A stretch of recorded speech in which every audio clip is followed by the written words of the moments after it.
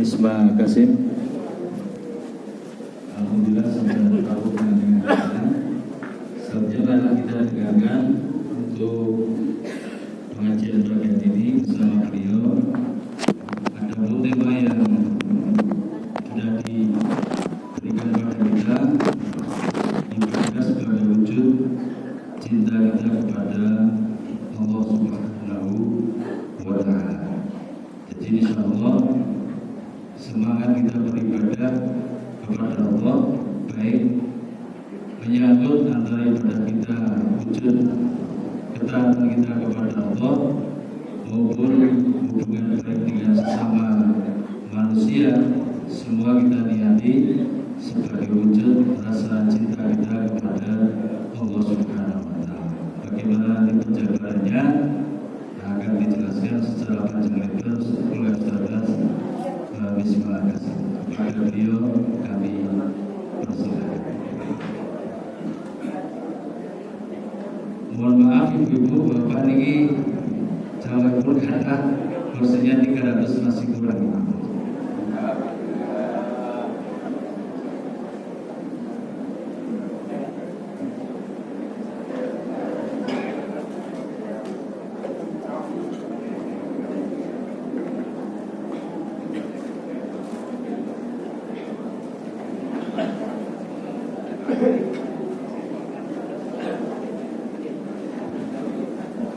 Bismillahirrahmanirrahim. Assalamualaikum warahmatullahi wabarakatuh.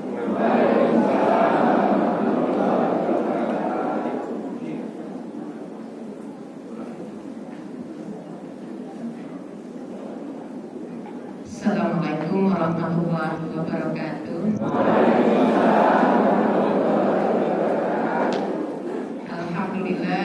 Alhamdulillah rabbil alamin, wassalatu wassalamu ala asrofil anbiya'i wal mursalin wa ala alihi washabihi ajma'in. Raditu billahi rabban wa bil islami dinan wa bi Muhammadin nabiyya wa rasulah. Rabbi zidna ilma warzuqna fahma. Puji syukur kita panjatkan kehadirat Allah Subhanahu wa Ta'ala, Bapak Ibu, pada pagi hari ini kita kembali dihidupkan. Doanya nopo nggih, Beta? Buka mata tadi.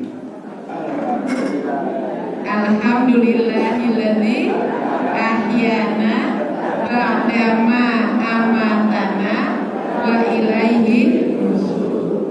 Tadi saya dengar tadarusnya, begitu dibacakan terjemahnya, terbayang. Tadi malam mati ya saya.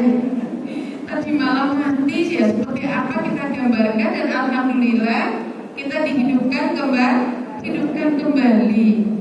Jangan-jangan tadi yang baca doa tidak kita resapi.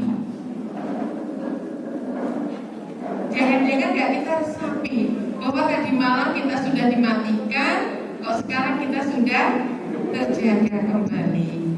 Nah, apa yang harus kita lakukan? Wujud syukur kita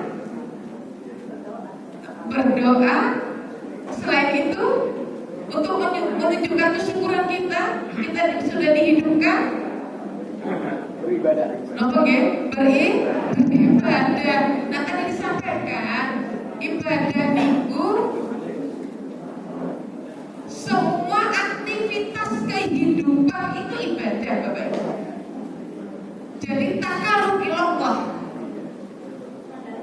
Apa saja yang kita lakukan dalam konteks kita mendekatkan diri kepada Allah, itu hakikatnya ibadah. Sehingga kalau dalam pelajaran di kampus itu, ibadah itu ada dua macam. Ada ibadah mahfal, ada ibadah ghairu mahfal. Apa yang kita lakukan sekarang itu double kita dapat. Menuntut ilmu itu mahfal karena wajib hukumnya. Cara menuntut ilmu itu masuk area ghairu mahfal, masuk bagian dari muamalah duniawiyah. Kita berjalan dari rumah, ada yang nyetir motor, ada yang berjalan kaki, ada yang bawa kendaraan mobil dan macam-macam. Itu adalah media yang dikembangkan oleh akal pikiran dalam hubungannya muamalah duniawi. Tapi niat kita sama tidak? Niat kita datang kemari sama tidak? Halo, sama? Siapa yang tahu niat kita? Hanya diri kita dan Allah. Itu hakikat ibadah. Hakikat ibadah itu apa saja yang kita lakukan untuk mendekatkan diri kepada Allah, dan orientasinya, keinginannya, niatnya hanya semata-mata karena Allah. Nah, untuk yang lain itu bunganya, ya, itu bunganya bahagian dari muamalah dunia dunia. Bapak Ibu rahimakumullah, ini salah satu wujud kesyukuran kita. Kita tadi sudah berdoa dan kita sudah mewujudkan tugas kehambaan kita dengan menuntut ilmu. Tentu sebelumnya kita sudah melakukan apa? Insya Allah sholat sepertiga malam. Alhamdulillah. Setelah itu tidur lagi. Tadarus Bu Misma, ya alhamdulillah. Tadarus dibaca. Darosa, tadarus niku darosa. Darosa itu nggih belajar hakikatnya. Jadi bukan oyak-oyakan kata mau tidak mendapatkan pelajaran yang ada di sana. Itu jadi musbro karena tadarus belajar. Ya, Bapak Ibu rahimakumullah, sederhana ini saja coba kalau dihitung sudah berapa pahala kebaikan yang kita dapatkan. Bangun tidur sudah berdoa, gitu, pahala kebaikan. Masuk kamar mandi berdoa, mendahulukan kaki apa? Kaki kiri. Setelah itu waktu kita bersuci kita niat dokter. Nah, kadang-kala Bapak Ibu, nah ini kekurangan kita manusia. Karena itu sudah kegiatan rutin, kita lupa meluruskan niat kita. Akhirnya apa? Ibadah yang kita lakukan tidak tumanina. Bahasa Jawa kepungsung. Pada saat kita mencuci tangan, di situ Nabi katakan menggugurkan dosa-dosa di sela-sela jari kita. Mungkin tidak Bisma, di situ ada dosa, bisa jadi sempat jelentik nyamuk tadi malam, gitu. Kunci gerbang sambil komentar yang tidak baik, itu tunggu kok masih heboh musik. Hal-hal kecil seperti inilah yang kadang-kala merusak ibadah, nilai ibadahnya, ya, nilai ibadahnya. Untuk itu Bapak Ibu rahimakumullah, wujud syukur kita itu bernilai ibadah, amaliyah kita mewujudkan kesyukuran itu juga ibadah. Tapi yang terpenting semuanya diniatkan karena Allah. Nah, dari mana Bu Isma menekankan itu? Jelas dalam firman Allah dalam surat Al-Mujammil ayat 8, A'udzubillahi minasyaitonirrajim. Wadhkur isma rabbika watabattal ilaihi tabtilan. Ditekankan oleh Allah pada ayat Mujammil ayat 8 ini, ingatlah kamu kepada Allah. Setiap ingat kamu, sebut nama Tuhan. Nah, pada saat kita menyebut nama Tuhan kita, Bismillahirrahmanirrahim, hakikatnya kita melibatkan Allah dalam setiap aspek kehidupan kita. Dengan nama Allah yang mana? Yang Rahman dan yang Rahim. Jadi insya Allah nggak gersu loh. Apapun takdir yang diberikan Allah kepada kita, karena kita sudah melibatkan Allah di sana dan kita meyakini bahwa Allah itu pengasih dan penyayang. Nah, hakikat dari bacaan inilah yang insya Allah akan membantu meluruskan niat kita, Bapak Ibu sekalian. Makanya Allah perintahkan untuk itu, watabattal ilaihi tabtilan, beribadahlah kamu dengan sungguh-sungguh beribadah. Jadi hakikatnya 24 jam kehidupan kita itu bernilai ibadah. Rahman Rahim, dari Rahman Rahim Allah itu kita rasakan. Kok kakinya kejung ya? Lututnya kok sudah mulai Rahman Rahim. Lutut atas kasih sayang Allah kamu sudah saya pakai berapa tahun?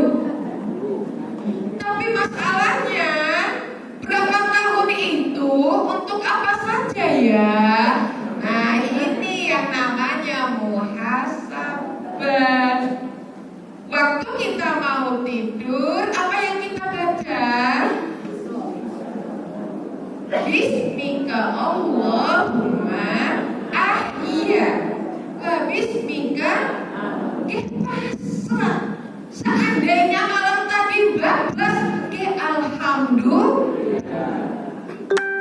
Nah disitulah hakikat kesempurnaan manusia yang tadi diantarkan hablu minallah hablu minas. Pada saat kita melaksanakan ritual ibadah yang afdal dengan peraturan yang ketat, tidak boleh ada tambahan, tapi pada saat yang bersamaan kita juga melakukan hablum minan nas. Disitulah fungsi kekhalifahan sekaligus fungsi kehambaan. Tadi dalam perjalanan lirik-lirik pinggir-pinggir jalan masih banyak sampah Bapak Ibu. Masih bertumpuk. Kira-kira di DIY ini banyak umat Islamnya apa yang lainnya? Katanya anak ghafatu minal ukuran keimanan seseorang pada saat dia punya kepekaan terhadap nilai-nilai kebersihan. Bismillah, saya penting aku orang. Nah, kalau sudah begini itu hanya ritual. Jadi nanti pulang ibu-ibu, pulang nanti lihat ya halaman tonggone.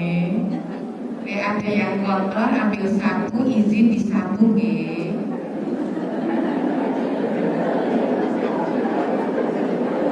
Kurang gawean Bu Misma. Ibu-ibu dapur, sumur, kasur itu kita kerjakan selagi kita niat ibadah, pahalanya banyak ketimbang bapak-bapak. Coba tanya bapak-bapak nanti pulang sampai rumah ngapain? Luas rasa Pak. Kumbah-kumbah. Sekecil apapun yang kita lakukan dengan niat ibadah, dengan didasari dengan keikhlasan, melibatkan Allah di dalamnya, insya Allah kita menjadi orang yang muttaqi. Dalam surat Al-Anfal Allah juga menjelaskan hakikat zikir, hakikat mengingat Allah dalam konteks beribadah. Innamal mu'minuna alladzina idza dzukirallahu wajilat qulubuhum. Sesungguhnya orang yang beriman, nah ini tadi ukurannya sampah. sini ukurannya alladzina idza dzukirallahu wajilat qulubuhum, bergetar hatinya pada saat apa? Wa idza tuliyat alaihim ayatuh, seketika dibacakan ayat-ayat Allah, zadatuhum imanan, dengan getaran itu bertambah keimanannya. Wa ala rabbihim yatawakkal, hanya kepada Allah kita bertawakal. Hakikat ibadah, hakikat mengingat Allah dalam ayat ini sekali lagi Allah katakan tanda-tandanya sederhana. Adakah kepekaan kita, getaran kita, hati kita, spiritualitas kita, begitu dibacakan tanda-tanda kebesaran Allah, ada setrumnya? Tidak. Bu, rememe berubah-ubah, jumur pakaian muda. Pripun rasanya, Bu? Ora tahu komentar tulis ngomong laundry. Bukan itu masalahnya. Pada saat kita gerundel, di situ berarti kita tidak meyakini bahwa hujan itu merupakan takdir. Iman kita dipertanyakan karena hujan itu juga ayat atau tanda-tanda kebesaran. Aduh, kupas mesin ngoten niku. Inilah hakikatnya pengajian ibu-ibu, bapak-bapak. Hadir sampai rumah tidak ada perubahan yang signifikan. Ini kata Allah, berarti iman kita sedang diuji. Ayatuhu, tanda-tanda. Jadi bukan hakikat cuma mendengarkan ayat Al-Quran atau mendengarkan azan, mendengarkan orang qiraat bergetar. Bukan hanya sekedar itu, karena ayat tubuh di situ semua tanda-tanda kebesaran Bismi rabbikal ladzi khalaq. Berarti kita baca bukan hanya tekstual Al-Quran, bacaan Torah, tetapi juga bagaimana kita membaca semua apa yang ada ciptaan Allah ini, kita kembalikan kepada Allah. Ridwan, kira-kira Bapak Ibu, ibadah sudah sempurna? Sampun Bu Bisma. Tinggal menyempurnakan. Itulah hakikatnya kita datang pengajian. Pengajian Senin ngaji, Ahad ngaji, Rebo ngaji. Pulang ditanya sama istrinya, Pak Eno pengajiannya nopo? Biasa. Nah ini berarti tidak menularkan virus-virus kebaikan apa yang didapat. Ayat pertama yang saya baca tadi surat apa? Al-Mujamil ayat. Nanti sampai di rumah sambil sarapan sudah di sini Bu Bisma, alhamdulillah. Sarapan sampai di rumah, Mas bersama anak putu diceritakan hakikat Al-Mujamil ayat 8. Sederhana bagaimana kita bisa mengingat Allah dalam konteks ini adalah memperbaiki terus ibadah kita secara sempurna. Bapak Ibu rahimahumullah, karena terkait dengan ibadah ini Allah sudah katakan dalam Surat Az-Zariyat ayat 56. Ini nampaknya pengerasnya kudu didengar. Senang kalau dipeluk erat-erat. Padahal ya Bu nggih. Awak dhewe nggih seneng nggih. A'udzubillahi minasyaitonir rajim. Wa ma khalaqtul jinna wal insa illa liya'budun. Dan tidaklah aku ciptakan jin dan manusia kecuali untuk menyembah. Jin diciptakan oleh Allah sebelum adanya manusia, itu pada hakikatnya diperintahkan untuk menyembah.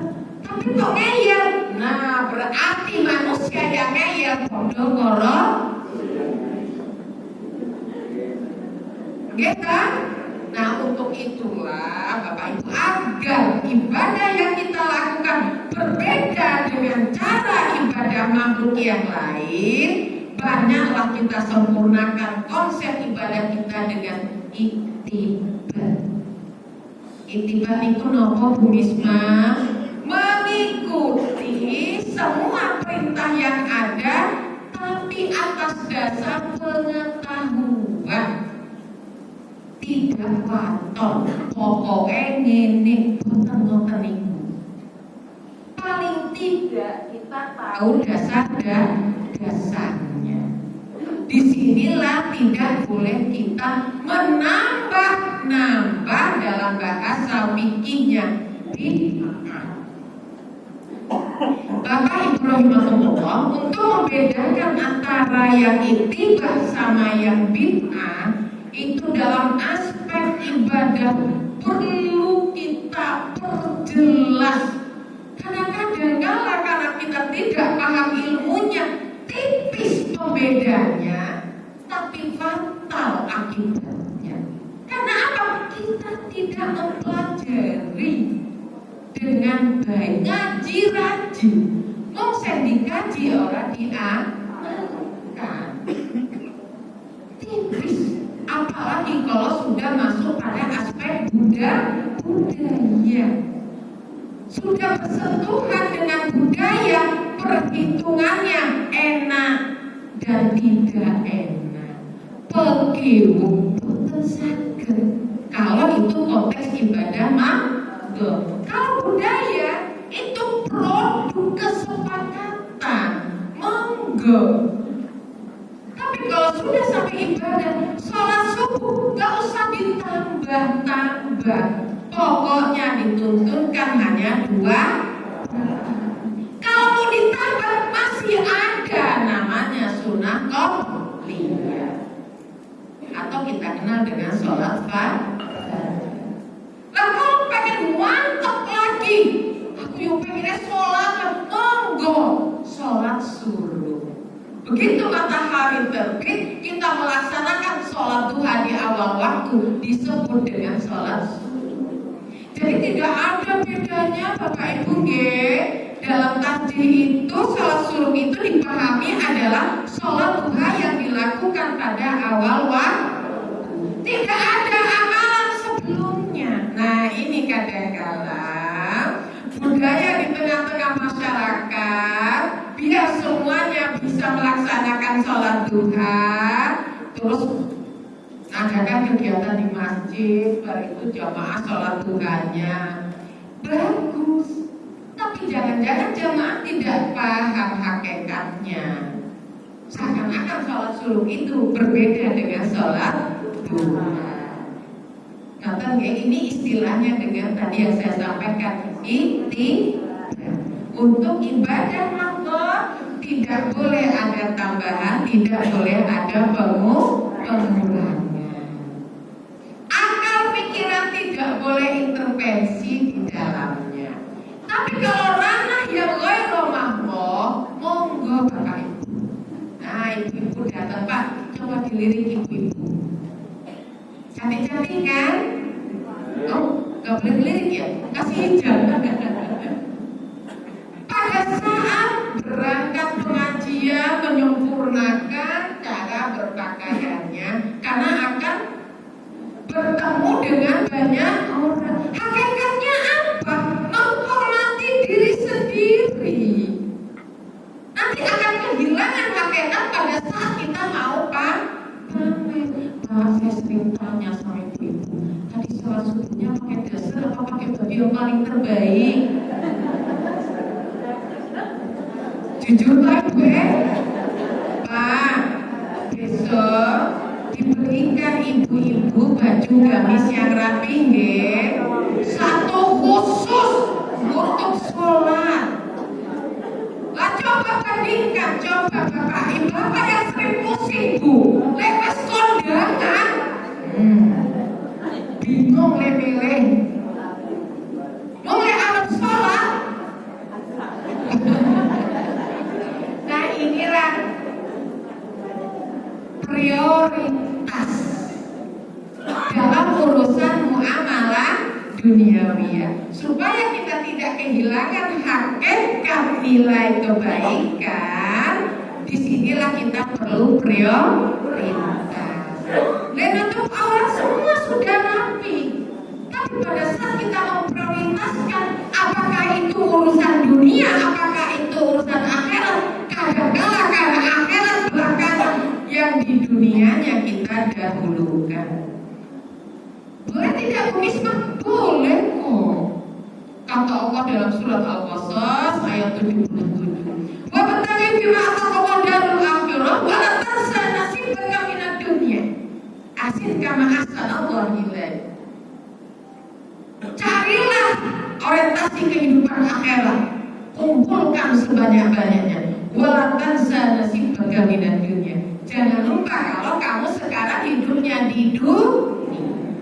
Ini dia tawazun, keseimbangan antara hidup di dunia untuk bekal di akhirat. Zikir yang dimaksud oleh Allah dalam ayat-ayat yang saya bacakan tadi bukan hanya sekedar zikir secara ritual, tapi mengingat dalam konteks yang lebih luas. Bersuku zikir panjang-panjang tentang suruh sampai rumah ditegur bojone cemberut lah lewat kebaikannya. Karena kata Nabi tersenyum itu sadar. Konteks zikir begitu belanja di pasar, berambang muda ngerundel, nggak usah ngerundel itu penanam di bawah sakit Bu. Ya sudah pergantian harga mawon. Ya Bu ya, kalau udah mulai murah, ya tumbas. Nggak usah menyakiti pedagang yang sudah jam 3 antri untuk ngenteni barangnya. Makanya saya itu kalau di rumah yang suruh belanja itu suami saya. Karena saya gak pegel lihat simbol-simbol di pasar kayak gitu yang ada cuma sambat. Nah sudah kalah dengan online. Sekarang kita butuh lewat aplikasi e-barcode, mau butuh berapa kilo sudah diantar tanpa ongkir.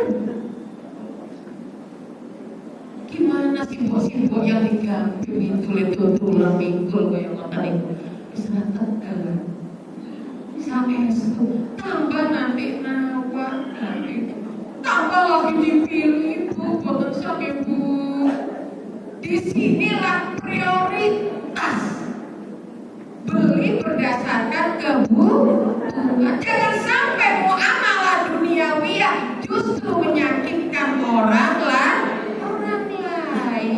Nilai ibadah kita yang tadi kita niatnya mau belanja untuk beribadah, masa untuk keluarga, jadi berkurang nilainya hanya karena kita tidak memprioritaskan. Karena menganggap kalau muamalah itu hubungan antar manusia biasa arepe manusia boten ngoten niku.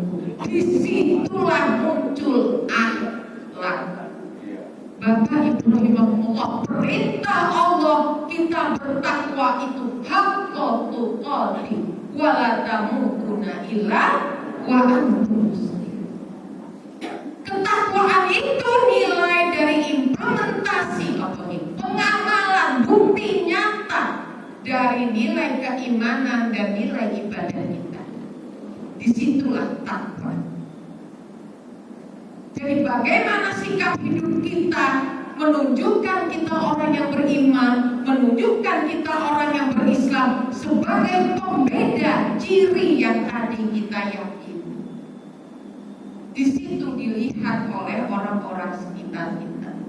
Begitu kita melaksanakan sholat Allahu Akbar, apa yang menutup sholat kita Bapak Ibu rahimakumullah? Assalamualaikum warahmatullahi wabarakatuh. Kita memberi salam, mendoakan keberkahan terhadap siapa, untuk siapa? Kita tidak tahu. Apakah doa yang kita baca tadi dengan tumakninah? Itu kan hanya kita yang memahami mengapa ibadah itu tadi perintahnya wa tabattal ilaihi tabtilan. Lakukanlah ibadah itu dengan sungguh-sungguh, dalam bahasanya dengan tumakninah. Kesungguhan kita dalam beribadah itulah nanti yang akan memunculkan sikap fikir, sikap amalan yang terwujud dalam perkataan. Makanya kata Nabi, kalau memang kamu tidak bisa memproduk kata-kata yang baik, lebih baik diam. Mumet di WA grup PKK, WA grup desa Wisma. Ya kalau memang tidak bisa memunculkan ide-ide yang baik, sudah diam saja. Kita ini dengan masa digital seperti sekarang ini tergerus hubungan kita dengan sesama manusia. Coba begitu di grup ada berita kematian, ayo nopo, saya muncul stiker innalillahi wa inna ilaihi. Apa ada sentuhan secara batiniah, secara spiritual? Allah Ta'ala bisa memudahkan kita, iya, tapi memutus nilai-nilai kelekatan kita secara individu. Nah, kita ngerti toh, ada nomornya di sana. Ya sudah, kita japri keluarganya sebelum kita datang untuk takziah. Apa nggak boleh pakai stiker Bu Misma, hukumnya haram? Boleh. Mubah melakukan sesuatu yang seni budaya itu mubah. Bagaimana kita mengambil prioritas di sana? Nggih napa nggih Bapak Ibu? Masih ada waktu nggih? Nanti terlena begitu saya banyak memberikan contoh-contoh. Saya senang memberikan contoh keseharian, karena kadang-kala kita luput kemantepan oleh ibadah gitu, tapi wajahnya tidak berseri. Padahal kata Nabi, kalau kita berwudu itu membawa pencerahan. Nah, pencerahan itu dari aspek mana? Kehidupan sehari-hari Bapak Ibu. Bukan glowing lewat make up Ibu. Nanti operasi plastik nanti mari ini bojone nggih. Melakukan sesuatu itu dengan niat ikhlas untuk menunjukkan semua apa yang kita lakukan, itulah hakikatnya ibadah, itulah hakikatnya ketakwaan. Bapak Ibu rahimakumullah, untuk itu kita lihat contoh satu saja ibadah yang rajin kita lakukan, karena itu merupakan kewajiban. 17 rakaat dalam waktu 24 jam, belum lagi ditambah dengan ibadah sunnah yang lain. Di situ kita selalu berdoa dengan membaca a'udzu billahi minasyaitonir rajim. Berarti kita membaca 17 kali. Hakikatnya, mengapa kita masih sering terganggu oleh godaan syaitan? Berarti Bapak Ibu rahimakumullah, ibadah kita perbaiki dengan memahami hakikat ibadah yang kita laksanakan. A'udzubillahi minasyaitonirrajim. Sebagai penutup, saya bacakan surat Al-Baqarah ayat 152. Fadhkuruni azkurkum wala takfurun. Perintah Allah untuk ingatlah kepadaku. Ingat ya, zikir itu mengingat Allah. Konteksnya bukan hanya konteks ibadah ma'bud, tapi juga fantasiru fil ard, itu juga berarti kita sedang berzikir, bertebaran di muka bumi ini. Azkurku, pasti kata Allah, aku akan mengingatmu. Kurang apik, kurang rahmat, kurang rahim apa Allah kepada kita?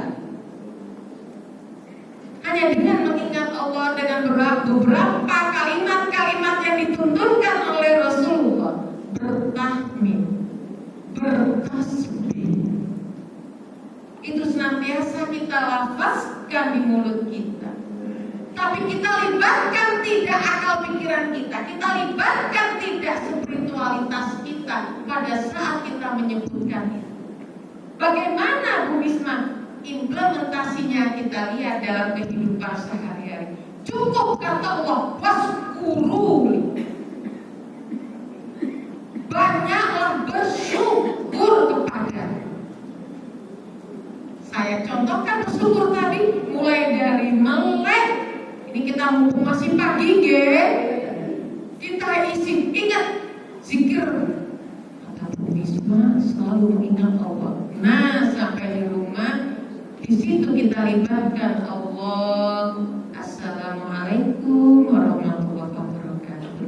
Dari mana Bu? Pengawasan apa mau isinya? Siapa yang menyampaikan? Ayat apa yang dibaca? Pripun Ibu penjelasannya? Tolong diberikan raketan satu ayat. Itu wujud rasa syukur kita karena kita diberi kesehatan, diberi kesempatan untuk mendapatkan ilmu pengetahuan. Sementara anak kita, cucu kita, tetangga kita dengan kesibukannya belum sempat untuk meluangkan waktu ikut pengajian. Nah, kebaikan yang kita lakukan dalam wujud syukur, konteks syukur ini punapa ya Bapak Ibu, melakukan, memanfaatkan apa yang sudah diberi Allah kepada kita. Itu hakikat syukur.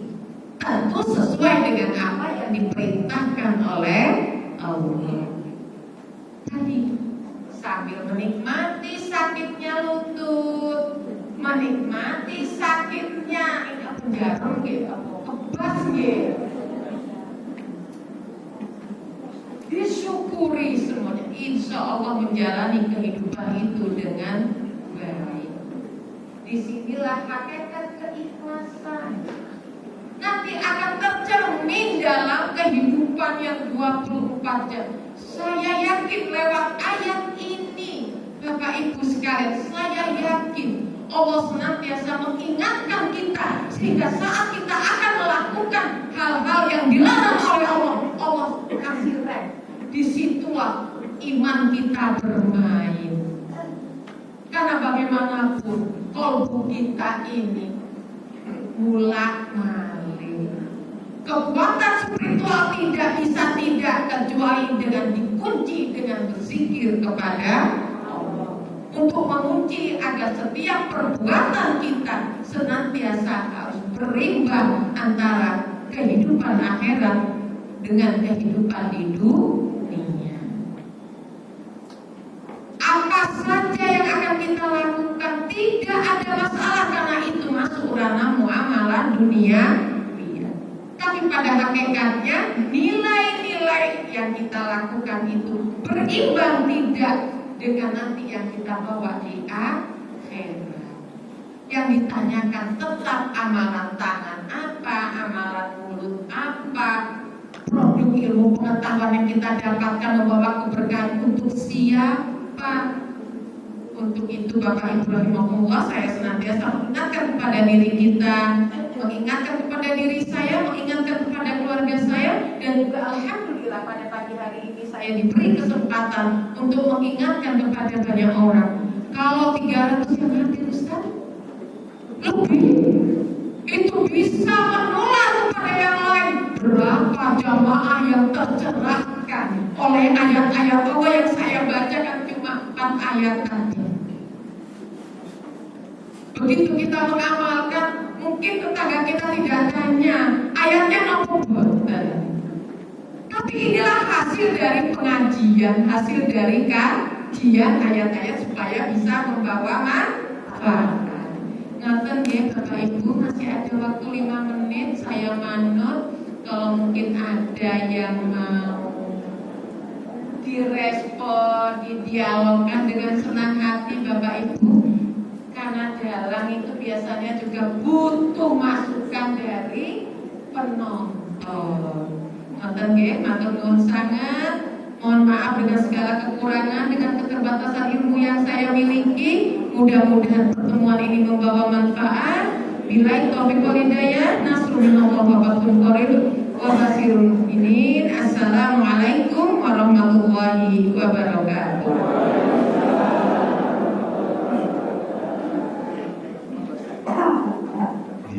Bapak Ibu, saya dengan sampaikan dari sebelah tadi. Ada Bapak Ibu ada yang mau bertanya atau menyampaikan sesuatu, monggo satu saja lagi. Jika mau lagi.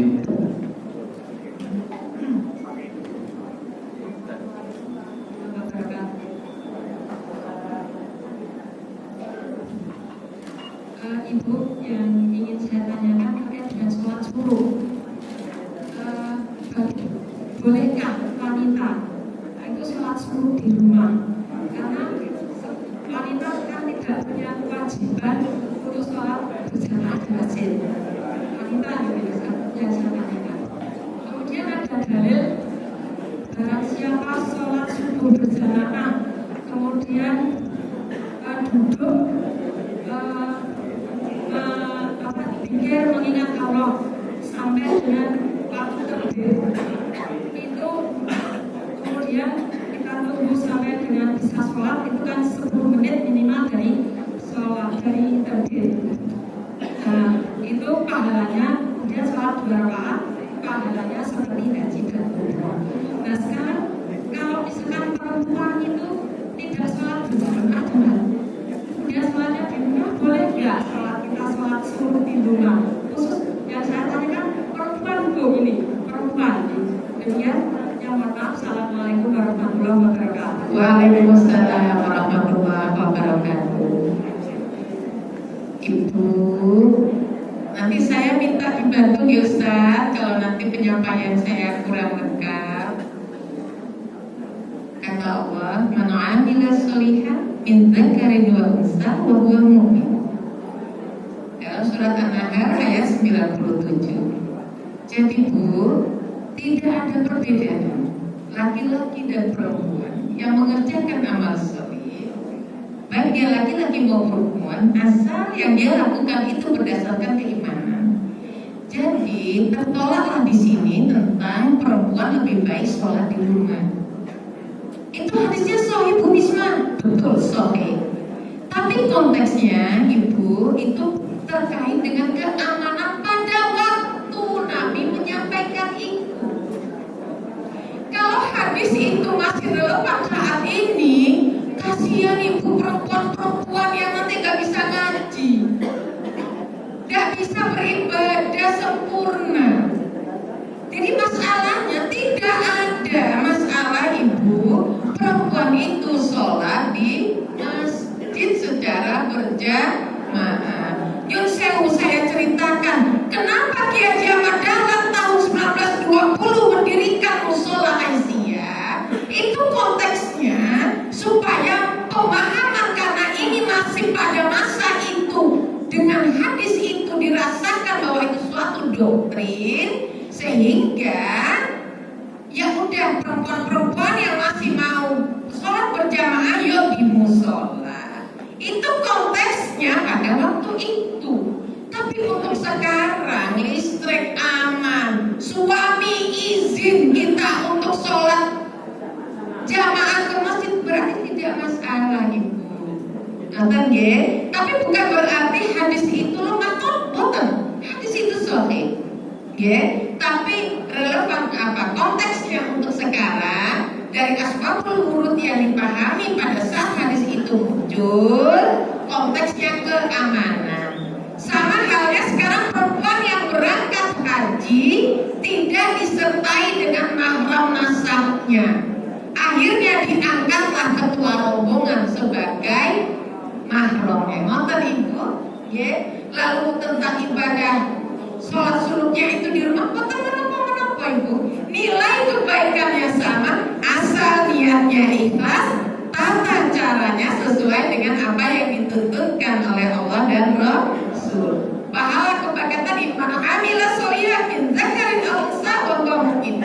Patokannya adalah semua yang dilaksanakan itu konteksnya karena keimanan kita kepada Allah dan Rasul. Nonton ibu, boten puas, sesuk ngaji, nggih. Nanti ketemu Bu Misma, nanti ada nomor WA-nya, nggih. Cekap. Alhamdulillah. Saya kembalikan.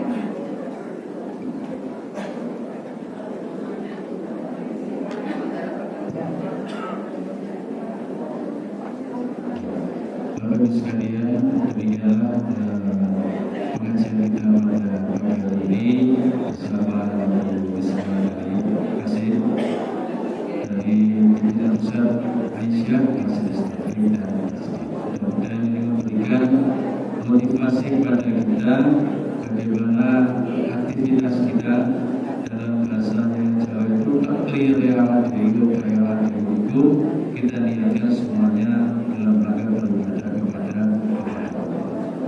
Insya Allah kalau kita baik hubungan kita dengan Allah, dengan sesama manusia, itulah sebenarnya hakikat daripada keimanan dan ketakwaan kita kepada Allah. Semuanya pasti berimbas kepada pembentukan karakter ataupun akhlak budi pekerti yang baik. Orang semakin baik kualitas ibadahnya, insya Allah juga semakin baik pula akhlak budi pekertinya, baik ucapannya, perbuatannya, bahkan juga hatinya pun juga senantiasa selalu berprasangka yang baik-baik. Insya Allah kita semuanya akan mendapatkan itu ketika kita aktif di dalam kegiatan jamaah, aktif dalam kegiatan pengajian, dan itulah sebagai ciri-cirinya, salah satu ciri-ciri orang Muhammadiyah itu bangga ngaji. Bapak Ibu sekalian, untuk pengajian ini cukup, kemudian kami silakan mau kembali ke tempat duduk. Jadi ada pengumuman dari usul khotimah. Untuk yang pertama, Bapak Ibu sekalian, kita umumkan jumlah anggota usul khotimah sampai dengan pagi hari ini sudah 7.438. Kemudian jumlah anggota yang sudah meninggal ada 697 orang. Untuk makam usul khotimah sampai hari ini sudah terisi 138 jenazah. Untuk bulan ini ya, satu bulan terakhir ini anggota kita yang sudah mendahului kita ada 5. Yang pertama Ibu Sutina, Kejawan Medan Balai Catur Gamping Sleman. Bapak Mahfud Nagen. Yang ketiga Rila Heniawati Irana Biro Sabran Barat, Lasmi Ambarwati Anti Suryan, dan Siwi Nurheni Patok Ngambilan. Untuk itu sebelum kita akhiri, marilah bersama-sama kita mohon pada Allah berdoa untuk yang pertama kepada saudara kita yang saat ini sedang sakit dan sedang berikhtiar berobat di rumah sakit PKU kami ini. Kita doakan mudah-mudahan ikhtiar untuk berobatnya di rumah sakit ini dikabulkan oleh Allah selama sakit dan selama dalam perawatan. Ikhtiar mudah-mudahan diberikan ketabahan dan kesabaran, yang kita mudah-mudahan segera pulang kembali ke rumahnya masing-masing dalam keadaan sehat walafiat. Yang kedua, kita juga mendoakan saudara kita yang sudah mendahului kita, mudah-mudahan semuanya itu menjadi hamba Allah yang husnul khotimah, diampuni segala kekhilafan kesalahannya dan diterima semua amal ihsannya. Kemudian juga mendoakan kita yang saat ini hadir dalam majelis ini, mudah-mudahan